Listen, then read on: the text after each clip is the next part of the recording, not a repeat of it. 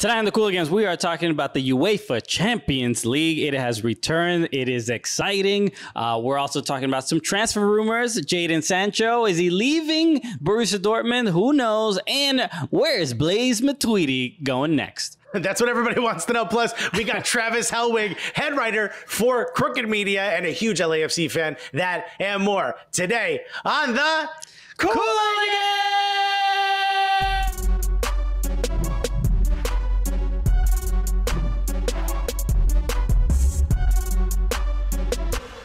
Yeah, baby! Yes. We doing a beat?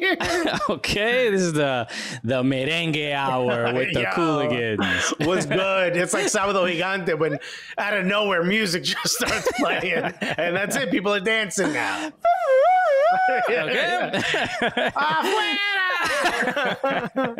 Yeah, dude, that's what we're bringing that that Sábado Gigante energy to Fubo. We should, this is a reboot. Anyway, what's up? That's Don and I'm Francisco.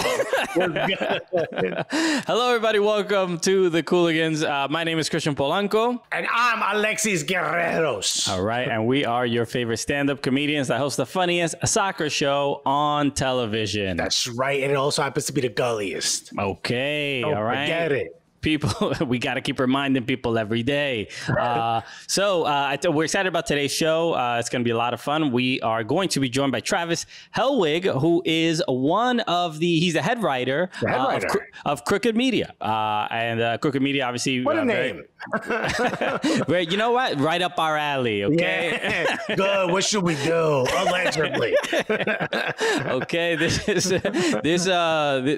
show should be held in like a dark basement, to be honest. I'm not saying that this is what you should do, but I heard. No, Crooked Media obviously producers for a bunch of great podcasts like Pod Save America, Pod Save the World. There's a bunch of them. They're great. A bunch of them, yes. So we're excited to have him on today. He's also a big soccer fan as well. Huge LAFC fan, yeah. Correct. So a lot to go over today. Obviously, in world football, in American football, in NCAA football, which might be canceled. Everything NCAA is canceled. Okay. A lot going on. Obviously, I think the biggest news that we have to address is what's going on in Italy, in Juventus. The coach, Maurizio Sarri. I don't even know if I'm saying that correctly. I mean, how Italians say it? Do this with your hand. Put all your fingers together and because I see two R's. I want to go Sarri, but it might not be that. I don't think it's that. It might be pronounced sorry, to be completely honest with you, because how do you go from winning the league, like a week ago, to them being like, you're no longer a part of our plans, my guy, you gotta go. Literally, he is popping champagne. He is like, drinking it all. It's still dripping from the ceiling of the locker room. Like, it hasn't even dried, and my dude got fired. Yeah, they're like, oh, you know what? Like, here's a towel. Get out. Yeah, right? the same moment he receives his bonus for winning the league, they also hand it to him wrapped in a pink slip. How'd that happen? Okay, don't spend it all in one place, but I know you ain't spending it here, okay? This is one of the most remarkable seasons we've ever had. We can't wait to get rid of you. Goodbye. No, this is so crazy. Maurizio Sarri sacked, let go, fired from Juve after a loss in the Champions League to Lyon. Champions League just started, and they got bodies. But who replaces Maurizio Sarri? Oh, I don't know. He's been coaching the U23 team at Juventus for 7 minutes, ladies and gentlemen. Legend. And no idea what's happening because he has the best poker face of all time. Andrea Pirlo is now the manager of the first team of Juventus. I mean, the upward mobility at Juve is incredible because you went from he was announced the coach for the I believe the U23. It was like Juve the Juve U23 team. Yeah, like days ago. Literally, it must have been 8-9 days ago. It might have been after Sarri won the league. It might have been after that. So he was just like, he got the job. He was like, congratulations. Shook his hand and been like, you're gonna enjoy my job very, very soon. Maybe a lot sooner than you would even expect. Yeah, he's like, why are you measuring my office? No. You're the U23 manager. That's a different building. You gotta go to the. I mean, you gotta stop measuring, my dude. I feel like you're really not listening to me and really not taking, my feelings into consideration. Also, I remember there being a photo of my family in this frame. Why is it yours all of a sudden? Look, I love your twins. They are adorable, but I really don't think they belong on my desk. Also, shouts to whoever painted your vineyard on my wall. But this is just should not be happening. So pretty surreal. What do we expect from Andrea Pirlo as a manager at Juve? I mean, literally the biggest club in Italy. They've won the Scudetto. I think it's 9 times in a row, something like that. He's not going to stand up. He is going to sit down, legs crossed at the knees. And he's not. I can't picture him getting mad. He's gonna be coaching via FaceTime while drinking wine because I don't know why. Wait a minute. Why is the next Juventus game postponed? Oh, coach wanted to go on vacation. Look, we know. Look, Pirlo is the maestro. We know that. But a legend. A legend, right? A great player, a visionary on the pitch, but. Will that necessarily translate? Because he's not even getting to he's not even taking baby steps, right? He's going from just got his license like last year to coaching his old club, a huge club. We understand that. I'm sure he loves the club. Does he have the man management skills to manage these superstars, to manage the Cristiano Ronaldos and these other super? It's not easy to do that. Ronaldo's gone. Supposedly he's going to PSG. But I mean, what are you going to say to Pirlo? You know what I mean? The guy's a living legend, won the World Cup. What you going to say to him? You know what I mean? I just don't know that's like taking your best regular at a bar and making him the manager. There's no guarantee that just because they drank real well means they know how to manage the Steve, file this paperwork. I don't even understand. These tax documents are piling up. Figure it out. He's like, yo, I don't even talk to my kids. You want me to manage this place? It's going to be, I honestly, I don't think it's going to go well. I don't know what the faith they have. We've met Andrea Pirlo a few times and a great player, a legend, but not really a guy who will yell at people or scream, or he doesn't really seem like he has that personality per se. He doesn't show any emotion. I mean, he's it's almost like the joke is real. It's like me coaching out there, okay? You just don't have that button. And granted, my only gear goes to angry. I get it, but still, at least there is a gear. Christian and him are stuck in neutral. Okay, you know what? I don't tell people what I want them to do because they know what they should be doing. They know what they did wrong. Great manager, baby. You know what you're getting fired. All right, a lot more to talk about, so come back right back after this.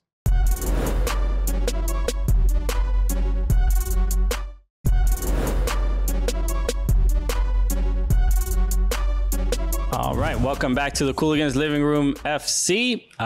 We are back, and I wanted to give a quick shout out to the Bronx Football Social Club. Look at this. It's beautiful. Ooh. Yes, it's sponsored by Yankee Tavern, the spot pre-game or post-game after an NYCFC game. And this is yours, Alexis. I see my name on it. I wish I could reach over and grab it, but I cannot. I so badly want to give it to you, but no. It is being held hostage here. But thank you again for BXFC for the shirt. BXFSC. BXFSC. That's right. Which is a penny stock I once bought, you know. Let's talk about Champions League. Champions League, baby. UEFA Champions League, okay? Because not CONCACAF Champions League, which is the MLS's back. The winner of the MLS's back tournament gets, you know, but which is obviously a much more prized possession. Why would we talk about such a high-end competition when we could talk about the lowly UEFA Champions League? Correct. Doing them a favor. Right? They need the promotion. Managers are getting fired out here. Full disclosure, we're taping this a few days in advance, so we don't know the results of the quarterfinal matches, but we should at least discuss the fact that the quarterfinal matches themselves... single game elimination. Single game. These are not home and away matches, so it's just single game. So now this really changes the dynamic. It feels a much more like a World Cup in those knockout rounds. And now it really is like anything could happen. Over 2 legs, you know, it's usually the better team wins. But in these scenarios, like obviously playing against, you know, whatever, Barcelona or Bayern or whatever. Bayern looking crazy this year. I mean, you can just, you know, park the bus, you know, and just try to hopefully get one or maybe win in penalties or something like that. Yeah, dude. I mean, this is why you do home and a leg and away. Right, to encourage people to want to score goals. Well, everyone's excited over the single game elimination. I don't know, man. I think it's going to make some of these, they're going to look a lot like the championship playoffs. You know what I mean? It's going to be... Nah, fam, you try to score. I'm blocking the goal. I think it's going to be wild. So the quarterfinal matches themselves, again, we don't know the results or whatever, but Atalanta, PSG, RB Leipzig, Atletico Madrid, Barcelona, Bayern. As you're watching this, I'm telling future me, whoa, wasn't that crazy? Wow, you know, I can't believe blank happened. So anything can happen in those games, and then Manchester City and Lyon. But who do you think wins the whole thing out of these participants? I want to say, look, I think the easy answer is Barca, just because they look unstoppable. Mm-hmm. I wish I could say Lyon, just to really throw a wrench in the whole thing. And they might. I would love to say Bayern, right? Because they played so strongly against Chelsea. You know, I can't believe Lampard kept his job. If Sarri gets fired for Lyon, Lampard at least got to get a pow-pow. You know what I mean? I think Chelsea fired Sarri again after that. Yeah. Do they actually just rip the cigarettes out of Sarri's hands? Like, I'm not exactly sure. They stuck a patch on his arm. They're like, now you gotta stop. He's smoking the patch as he leaves the building. Kid's got a problem with these things. I want to say anybody but Barca, but it's hard to. And Barca don't even look that great. Yeah, I don't think. Honestly, my 2 guesses. I think it's going to be Manchester City or Bayern. I think Bayern. You think Bayern over Barca? Yes, because Bayern has looked better since the restart than Barcelona has. But Bayern have been... People already know what happened. We look like either idiots or you look like a genius. But that's about... My guess is one of those two. I think Bayern or Manchester City. I think this is their shot. Because if it was 2 legs, I wouldn't favor either of them. But Manchester City should get past Lyon. Yeah, Manchester City looks incredible as well. But I think they could take the whole thing. I do. I really, really do. I can see that for sure. It seems like they were like, fine, we're not going to win the league. Let's figure some of this stuff out. Let's figure out positioning. Let's figure out, let's work on our system a little more. And let's really go for in Champions League. And they bodied Real Madrid. Yeah, they look really sharp overall. The one thing we didn't get that I wanted, we mentioned Sarri and Juve, but we should talk about this. The Blaise Matuidi, who plays for Juve, my favorite name in the game. Yeah, it's I don't know how to say it in French exactly. It's not Blaise, right? Like Johnny Blaze. I don't think it's that. It should be. Blaise Matuidi. I think it's like Bliss or something like that. Anyway, dope dude. Obviously, you saw him. When I hear Blaise Matuidi, I want to hear like thunder and lightning after it. Just crash. But no, he is going to Inter Miami. He has signed with his former teammate, David Beckham, while they were at PSG. Mm-hmm. But no, Blaise Matuidi at Inter Miami is a big move. Some people are a little baffled by it. because they the midfield in Inter Miami probably not perfect, right? We have Will Trapp, Victor Ulloa, Lee Nguyen. Lee Nguyen. I mean, these are big names. I don't know how they can't get the ball forward. I mean, look, Inter Miami, it's a new team, right? They have a lot of trouble scoring, but Blaise Matuidi is not really known as like he's not a scorer, right? He's like a great midfielder, a great defender. Somewhat box to box. He's not exactly, he's not a creative. He's not, but then again, I mean, maybe it's different. Like you see Victor Wanyama. Victor Wanyama. Have you seen him? He's a cousin of yeah. It's like the way Germans say the V as a W. I get it. It's fine. It's like when you were a kid and you would miss a shot and be like, I learned that from Patrick Bruin. You would mess up the name. Okay, yeah. No, he runs a great microbrewery. He's terrible. He's terrible at basketball.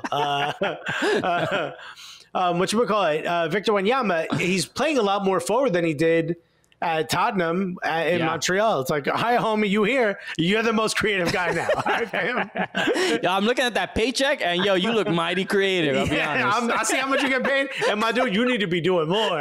You need to walk up here a little bit. But I think the same thing's going to happen to Blaise Matuidi. But also, it's great to have a team that's brand new, and now you got a guy that's like, all right, everybody chill. This is how you play in Champions League. And whoa, when I played with Beckham and Zlatan, everyone's going to be like, oh, what's he saying? You know what I mean? He's going to help settle things down. Yeah, he's a leader, and to get a very won the last World Cup. That's pretty good to have a guy like that on your team for sure. So I think look, it's not going to go badly, but as far as like. I would argue that if fans were, going to games and you would ask the question like, is this guy going to sell tickets? Well, there are no tickets to sell. So just play soccer very well. I hope he doesn't put asses in the seats because you shouldn't be out there. Well, they tried to get Willie on and he went to Arsenal instead. So this is not a bad backup. Blaise Matuidi, great name. And in fact, we got even more. In fact, I can't wait. Travis Helwig pretty soon. Come back after this.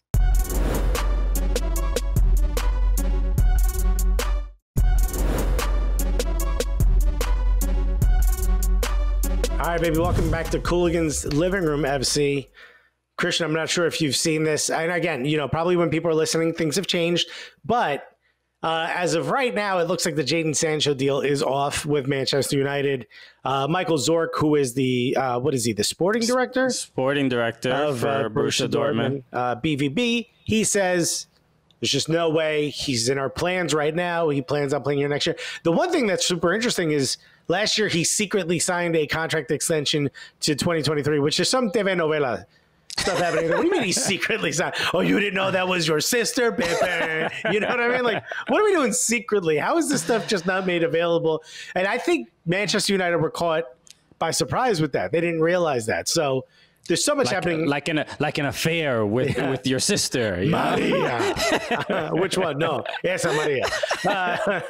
It's the part that's frustrating is if you go back, remember Ousmane Dembele, who was sold to Barcelona, when same thing was happening. So Borussia Dortmund wants a certain amount of money. Manchester United is saying, no, we're going to hold firm at whatever it is, right around 100 million.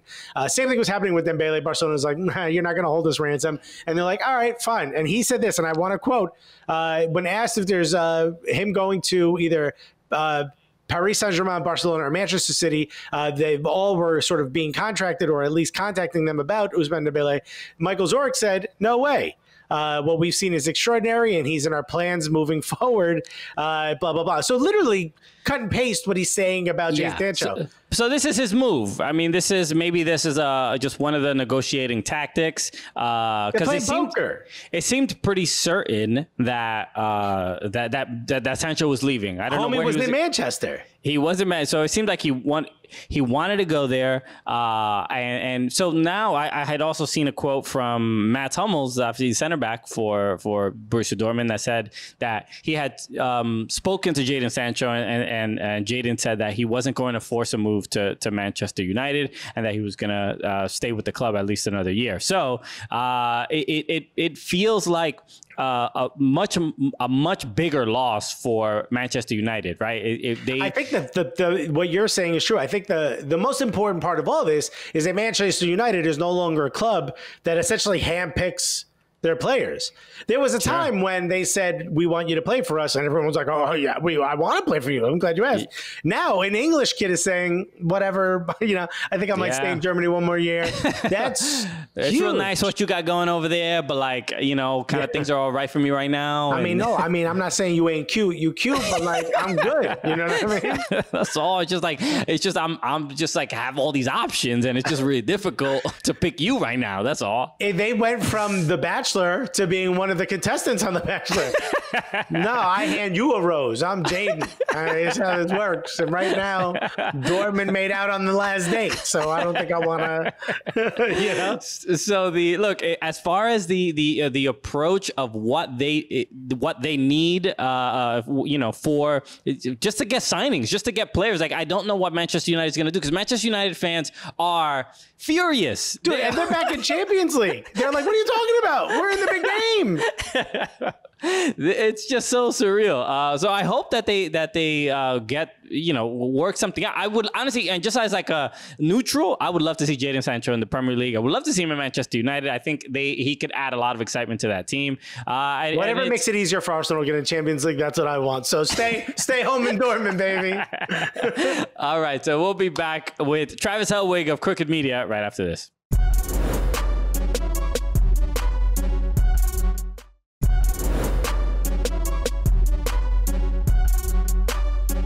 All right, baby, we're back on a Cooligans Living Room FC, and this is dope, right? We always talk about we're comedians, right? We want to bring in the comedy world into soccer, and every once in a while, we happen to fall upon someone who's doing that already, and we're like, come talk to our fans on our show, because it makes our job easier if we don't have to be the only ones who are funny. But this dude is absolutely amazing. He was formerly a writer on Adam Ruins Everything, which is a friend of ours, Adam Conover, and he's currently the head writer of Crooked Media.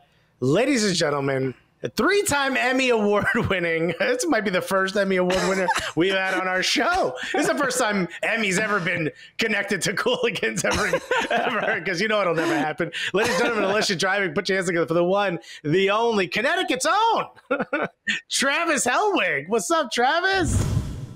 Hi, so excited to be here amongst people who also do comedy and like soccer. Yeah, that's not a big group. Yeah, it's not many of us. I'm a little nervous because I feel like I'm usually the only person in my friend group that talks about soccer. So I'm like, I've never done this with another person before. This is why Christian and I do this. Wait, so look, Travis, we're going to have to find a different reason to bully you, okay? So let's... I used to rollerblade. Yeah. So did Christian. So I am currently rollerblading. I don't know what you're talking about. Travis, so let's at least start because I had seen you when I was a wee lad of a comedian in New York City, going to Upright Citizens Brigade and watching improv shows and watching sketch shows. You were someone I saw regularly, and so it was difficult to find people connecting on soccer at UCB. I don't think it's even possible. All right, okay. If it's not like Animorphs or something, you're not gonna relate to any. There was a dude one day who I saw wearing a Chelsea jacket, and I was like, you like Chelsea? And he's like, no, my girlfriend's name is Chelsea. I'm like, get out of here. I was so mad. Do you want to be on my Animorph sketch team? Let's go. So what is your sort of connection to the sport? I see you're wearing an LAFC kit. I follow you on Twitter, and I see whenever I see a comedian also talking about the sport, I'm like, especially MLS, we're like, whoa. It's like the scene in Step Brothers. I'm like, did we just become best friends? I'm like, yeah, right there. I'm just talking to your Twitter account. So what is your connection to the sport, and when did your fandom begin? It was the only sport that I was halfway good at growing up. So I liked playing it. I was a goalie for my whole life, but I was short. So I was good for someone who was 5'8", and then at some point that goes away and you can't do it anymore. So I played a lot as a kid, and I told you guys I grew up in Connecticut, but I always say none of the fancy parts, because you see a blonde kid from Connecticut, you assume he has horses. 100%. I grew up right outside of Bridgeport, and we don't have many sports teams, so I loved the national teams, and so that was like my world. But I tried to go to like MetroStars games, but that's kind of far, and the Revolution are far, so it just kind of faded from my memory. I became a basketball fan, and then when I moved to LA a few years ago, it was right when LAFC was taking off. I'd seen like Portland and Seattle and their like environments, and that was very intoxicating. And so when LAFC came along, I got season tickets and I joined up, and now I've gone to every game that I've been able to when I don't have work. You recently tweeted something like, it's LAFC or I'll kill you or something like that. And it was just like, I didn't even think there was a game happening. It was just a random. When you think about, because Christian and I had a similar decision, but not necessarily, when NYCFC started, it's kind of difficult to go to Red Bull games when you live in New York. I get it. Fans don't hate me, but it's not easy. It's even harder to convince someone to do that. But when it's the same swipe right up the 4 train or the 6 train, and you're right there, it's so much easier. Christian and I decided we're going to get tickets, and it's really inexpensive.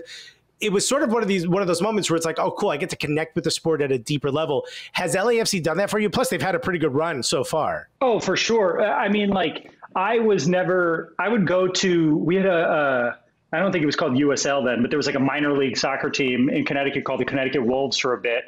And I would go to those games, but I never really saw soccer live. And so going to LAFC games is kind of my first, at least as an adult, sports soccer experience. And it was 10 minutes away from my house. And Carson, is far. It's 40 minutes outside of the city. And I know that like they give them a lot of shit for not being in LA. It's not in LA. It's very... Right. But that's like, I lived like 10 minutes from Dodger Stadium. Staples Center was 10 minutes from me. The Coliseum is right next to the LAFC stadium. So I could get there in 5 minutes if I wanted to.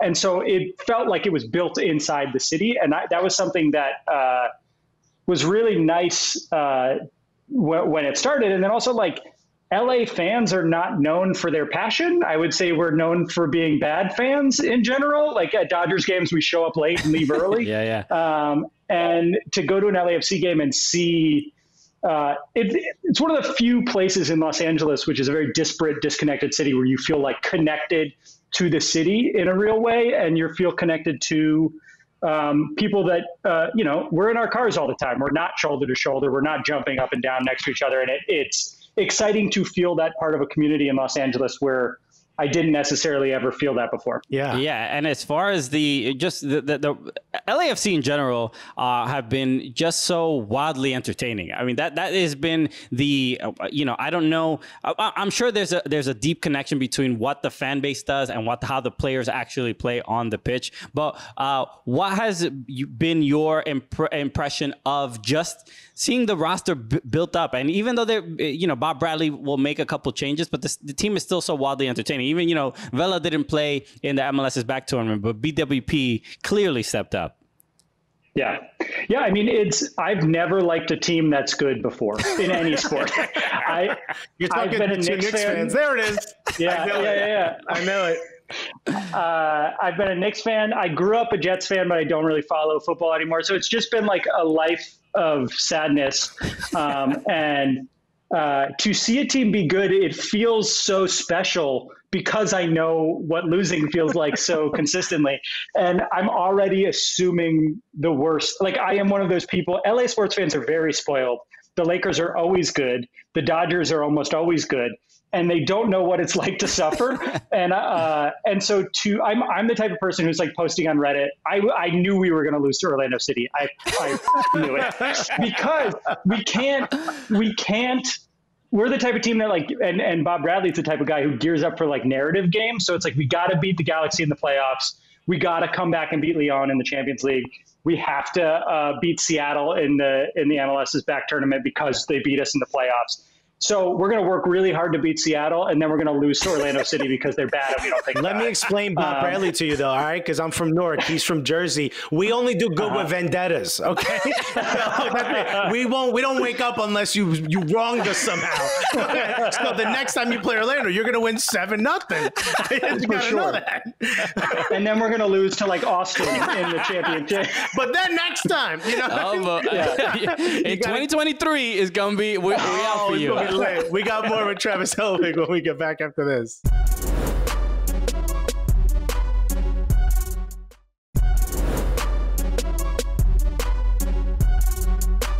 All right, welcome back to the Cooligans Living Room FC. We are here with Travis Helwig, head writer for Crooked Media, and we should talk a little bit about your current job, right? You obviously were working with Adam Conover on Adam Ruins Everything, and I know the jobs like that, you know, like I've submitted packets for stuff. I think I even might have submitted one to I didn't do that Adam one. Ruins Everything. That packet was like a research paper. You needed like sources. I was like, get the hell out of here. I literally said to my agent, I go, don't you ever say. I know Adam, good friend. I don't ever want to see this again. Yeah, you know, I've submitted to like, you know, Daily Show, Last Week Tonight, all these, and you're working with Pod Save America now, right? So that is just such a popular podcast, right? I mean, when it comes to the day-to-day grind and seriousness, especially of this news cycle the last couple years, I'm just curious how much of an escape is LAFC and soccer for you to all that kind of, you know, nonsense?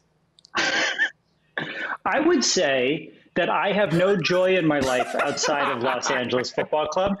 And when they lose, I don't speak to anyone for hours at a time. I went to the Seattle game we lost in the playoffs with Adam Conover because he's been like trying to get into it. He's been texting me a lot during soccer games, which has been a shock. I'm like, you like soccer? Let's go. Yeah. I think he's the type of guy who was like, I am making a decision to like sports, and I now like sports, and I will talk to you about sports. And now he watches every LAFC game, and he texts me about it.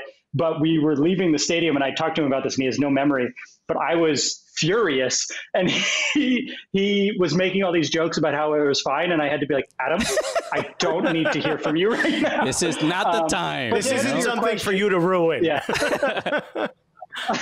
To answer your question, it's very cathartic. It's nice to build a community, and honestly, it's nice to be. The MLS feels like a very progressive league for the most part, and to see fans stand up against the MLS when they banned things like the Antifa stuff in Portland and Seattle, and then to see more signage happening, and then to see people stand up against the NYCFC white nationalist guys is very cool. So it's cool to be a fan of a sport that I don't feel guilty for liking it. At least that is kind of we've talked about that a lot on the show, that where there is, you know, and frankly, a lot of the people who are protesting, like in Portland and in all these different cities, are soccer fans. A lot of the things are organized by people who are also soccer fans, and it feels like such a like, especially not even necessarily for me about like not feeling guilty, but there is a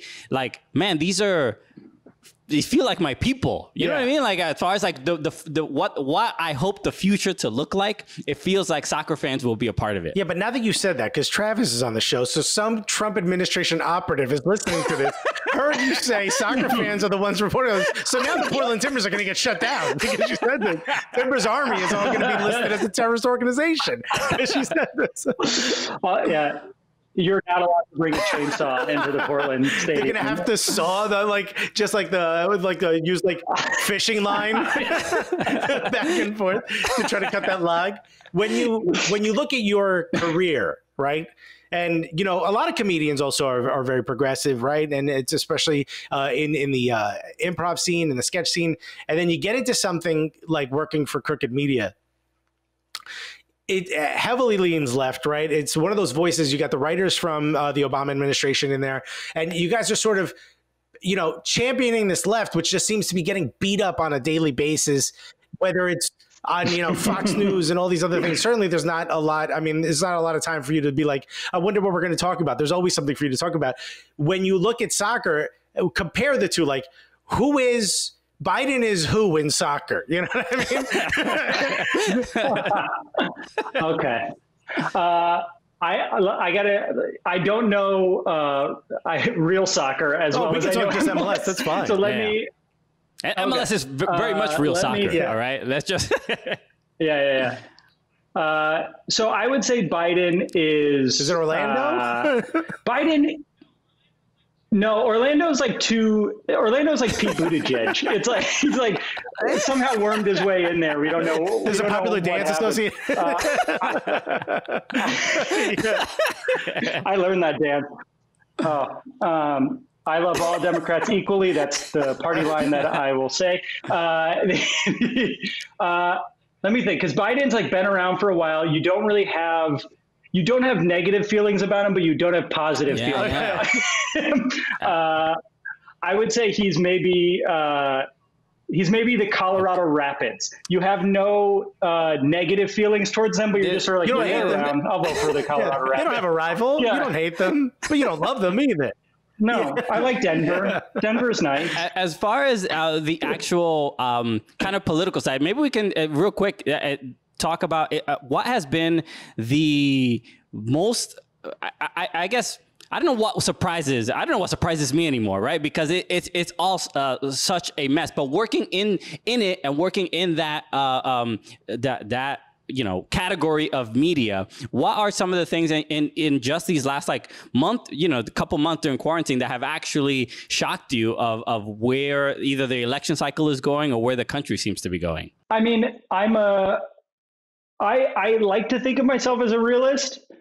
But when Trump was elected, I knew it was going to be bad. I didn't know it was going to be $5 mask on every corner bad. I didn't know it was you can't go into the grocery store with more than 2 other people bad. So I think genuinely, I didn't realize how minute to minute he was. All he had to do was establish a national testing strategy, some sort of COVID strategy during quarantine.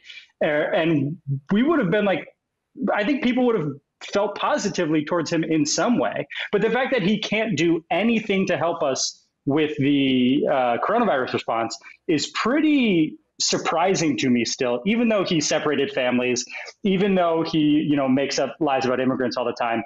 Just the fact that he can't see it's a good political strategy to save people's lives is wild.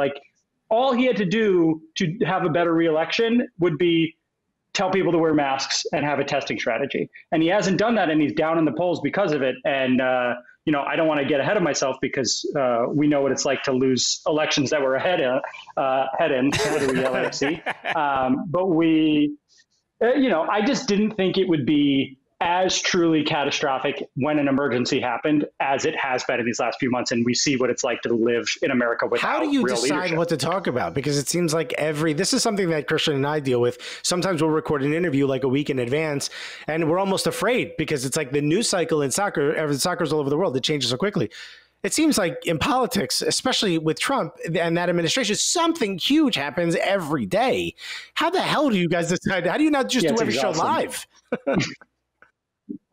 I mean, my day-to-day is mostly working on John Lovett's show, who is there. He's a comedian. Yeah. He wrote 1600 Pen. He was Obama's joke writer. And so I would do Pod Save America on the road when we'd go on the road, and I'd produce those shows. But the majority of my writing is comedy writing for John. And so that's a little bit easier because we can figure out what's the funniest to talk. We're not going to do a bunch of jokes about, a school shooting. But we'll find the stuff that we can joke about and talk about it. I will say it's been harder in the last few months because it's such a exhausting couple of months. But I usually look at the stuff that other people aren't talking about, or look at something that we know that we could have an interesting perspective on. But it is very difficult because he's so relentlessly in the news, and I don't want to think about him anymore. And that's why I want to beat him so badly. For sure. We got more on the other side of this break after this.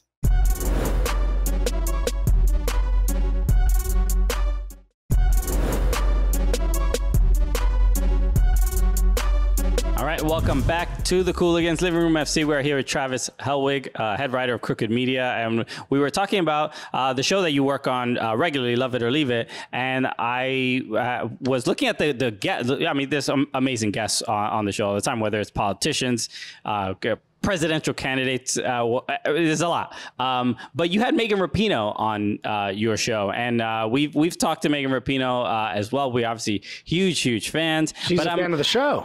Yeah, I'm curious about your sort of take on her as not just an athlete, but as a political figure, where she is very much putting herself in the forefront of when it comes to LGBT issues and just issues about equality.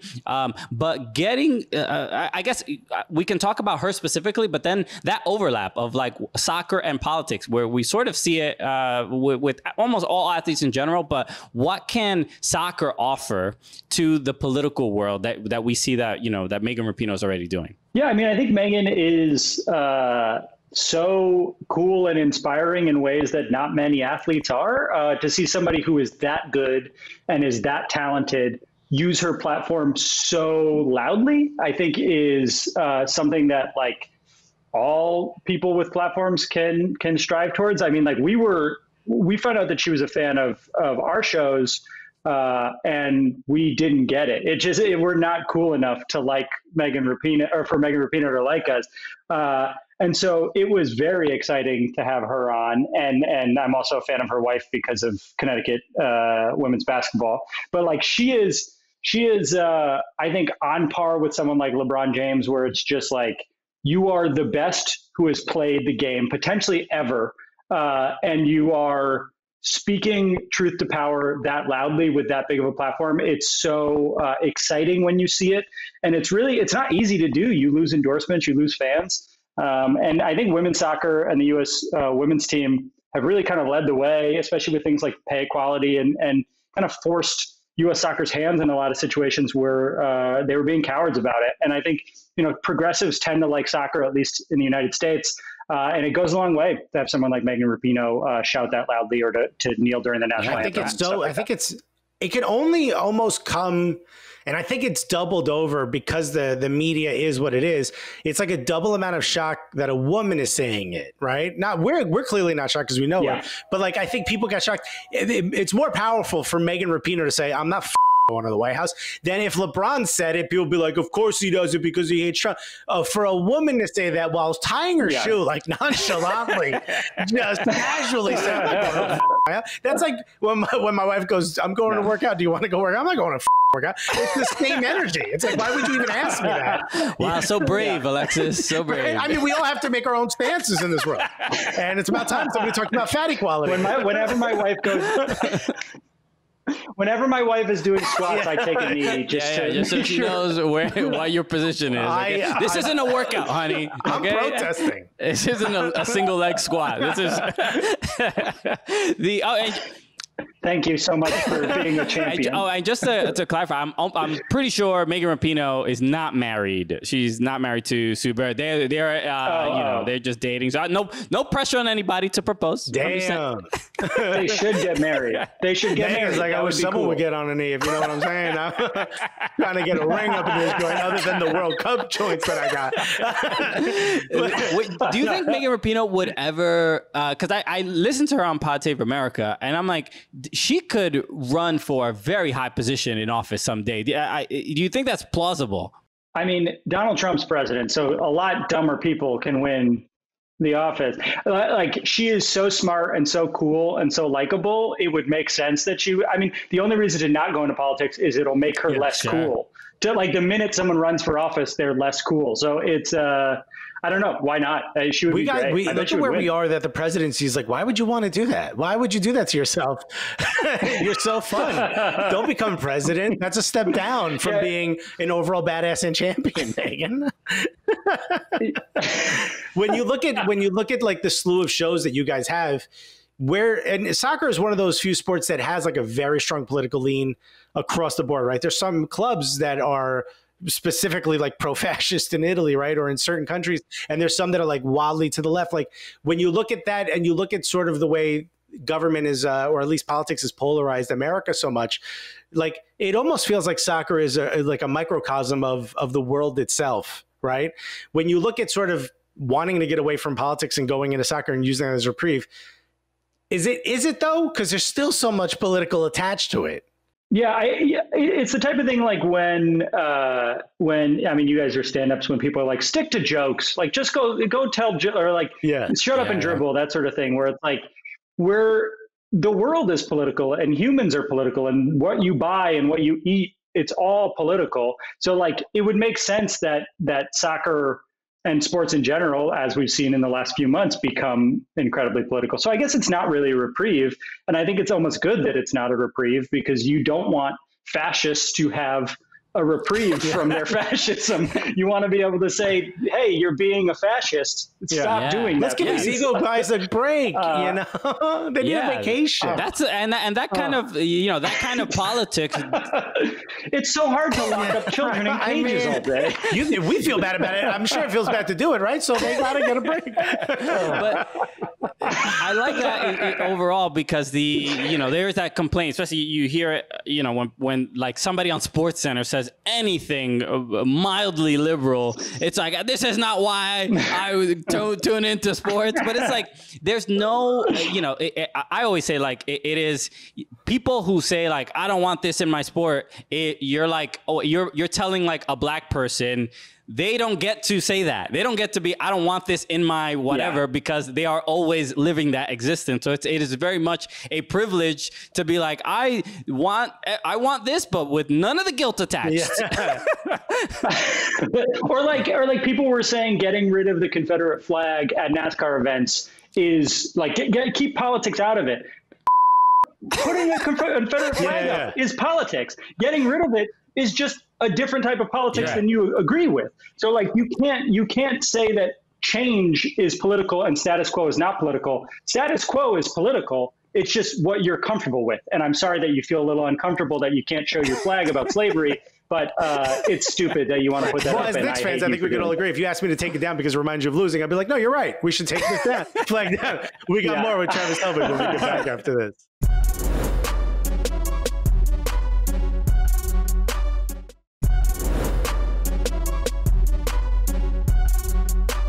All right. Thank you so much for tuning in, everybody. Thank you to Travis Helwig, the pride of Connecticut. Hartford Athletics' very own. Yeah. Look at that. Look at that.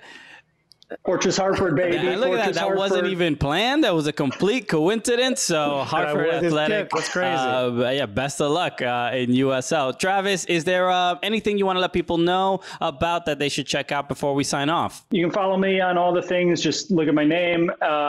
Listen to Love It or Leave It on Cricket Media. And if you want to help out with the election, but you live in a state that doesn't matter, go to votesaveamerica.com/adopt, and you can adopt one of 6 swing states. We'll tell you what to do every single week to help win those swing states, and it's very helpful to feel like you're doing something when everything feels terrible. We need it. We need it. Also, everybody join in and support, and yes, very much vote and get us out of this nightmare, please.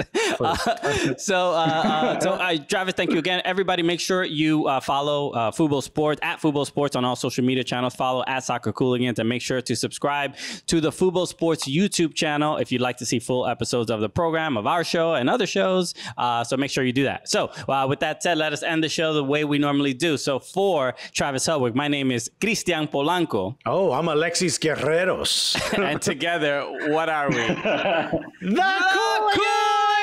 Cooligans!